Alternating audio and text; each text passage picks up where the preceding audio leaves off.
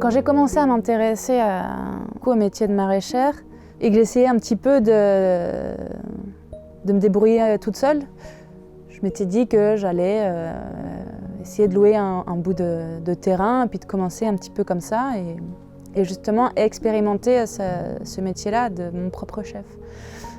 Et je me suis vite aperçue que je me sentais toute seule parce que je n'avais pas du tout ces connaissances ni du territoire ni du métier et je ne savais absolument pas par quel bout en fait commencer.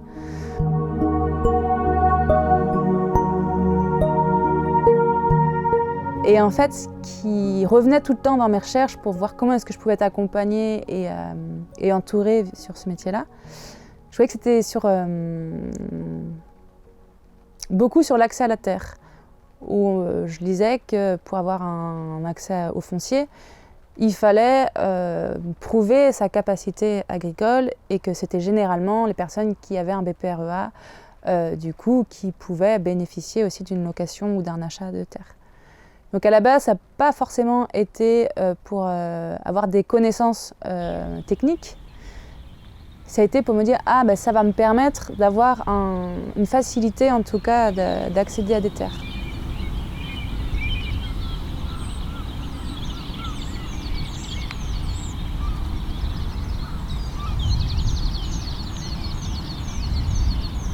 Je me suis retrouvé à arrêter mes études et à commencer à travailler à devoir commencer à travailler dans un autre domaine, quoi.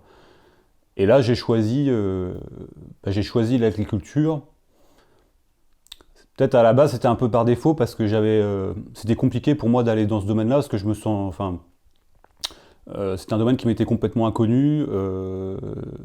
C'était reprendre un travail à très basse qualification en fait. Donc voilà, concrètement, j'ai commencé à ramasser des cocos, à couper des choux, après à aller travailler en serre de tomates. Et donc j'ai travaillé pendant 5 ans comme ça. À la base, j'avais quand même l'idée d'une installation dès le départ, quoi. C'était, si je commençais à travailler en agricole, c'était pour à terme m'installer en maraîchage diversifié, quoi.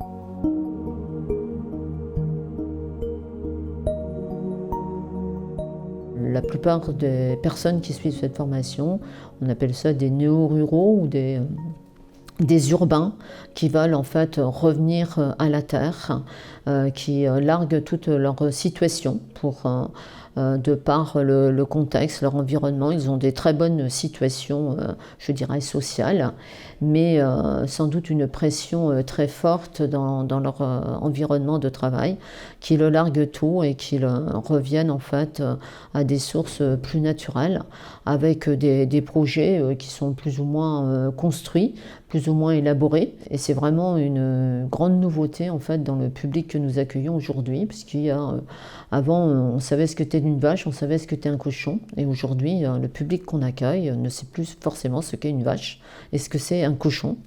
Donc voilà, et il faut en fait dans nos apprentissages en fait commencer par cette immersion en fait dans le milieu.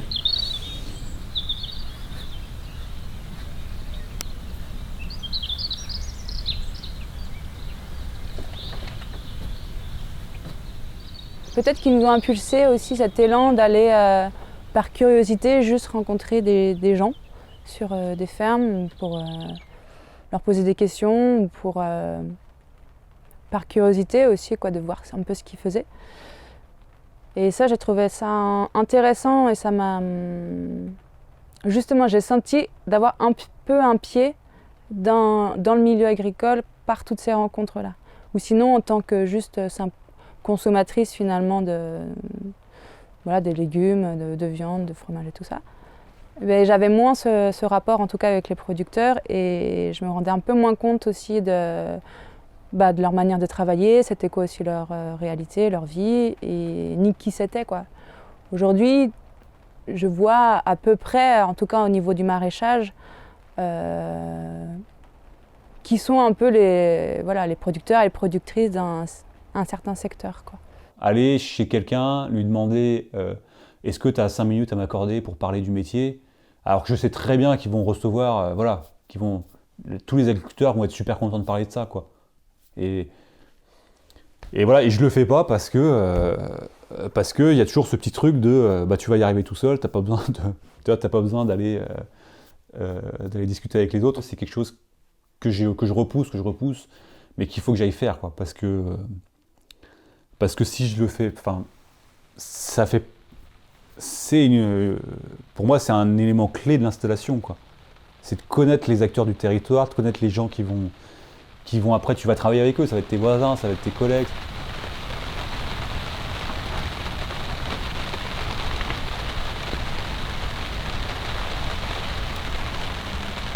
À partir où on a un projet, le projet, il faut qu'il émerge, bien sûr, mais derrière, il faut aussi qu'il devienne réel.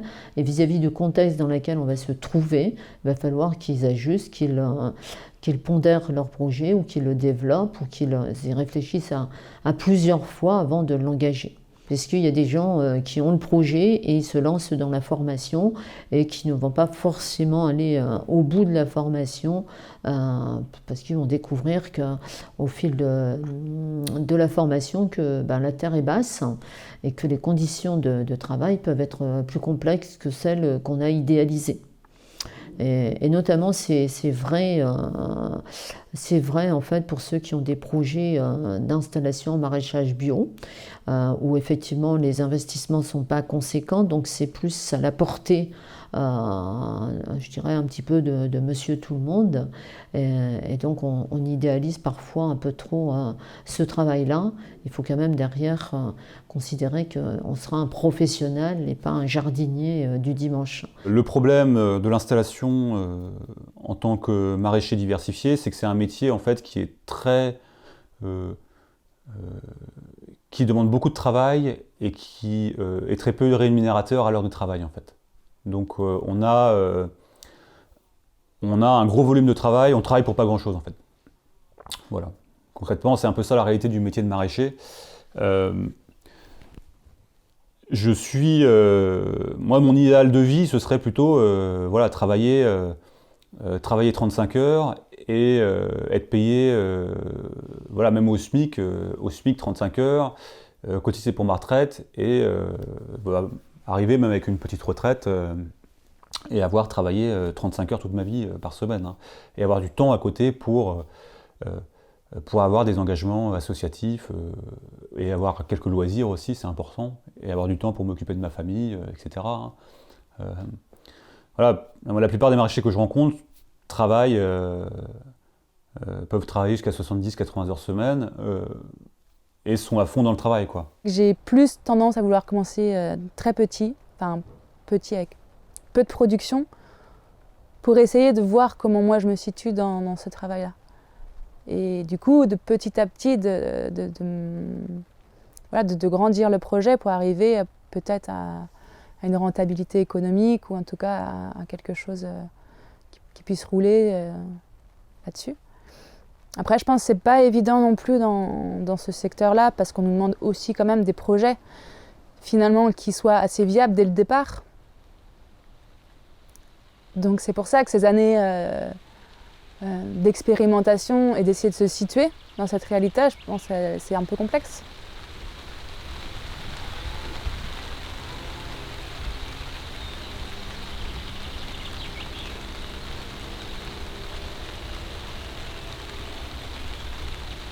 Ça apporte du sang neuf, ça apporte un autre regard sur l'agriculture, ça apporte aussi d'autres conditions de travail. Effectivement, ce ne sera pas le même, parce qu'avant, effectivement, il y a confusion entre la vie familiale et la vie professionnelle. Aujourd'hui, effectivement, la vie familiale se découle de la vie professionnelle, mais c'est aussi un choix de société, c'est aussi une évolution qui peut être intéressante pour attirer un public justement divers dans les campagnes et dans l'agriculture. En fait, c'est pas le métier en lui-même qui est un problème, c'est la manière dont moi je l'aborde, quoi, qui est le problème. C'est je peux tout à fait en fait aborder ce métier-là. Donc, comme dans tout métier, il y a des contraintes, mais je peux tout à fait l'aborder en disant c'est à moi de connaître mes limites et de savoir comment j'ai envie de travailler et du coup d'adapter mon travail à ce que je suis, quoi, à ce que je peux faire, quoi. Donc c'est ça ce que je dois faire, quoi. c'est pas juste un métier comme ça qu'on décide de faire du jour au lendemain. Et ouais, ça touche à beaucoup de choses. Des questionnements politiques, des relations sociales, des choix affinitaires sur une manière de faire, sur sa relation à d'autres. Enfin, c'est un engagement économique, une vie, un environnement qui est tout à fait différent. Enfin, c'est beaucoup de questions, quoi. Et je pense qu'il y en aura toujours, qu'à un moment donné, bon, il faut aussi des fois peut-être s'en poser un peu moins et commencer des choses, quoi. Mais je crois que c'est quand même important de prendre le temps de se les poser un peu, en tout cas, en amont, même si ça va toujours évoluer et que ce sera jamais ce qu'on a imaginé qui va se produire, quoi. Mais ouais, je trouve ça important.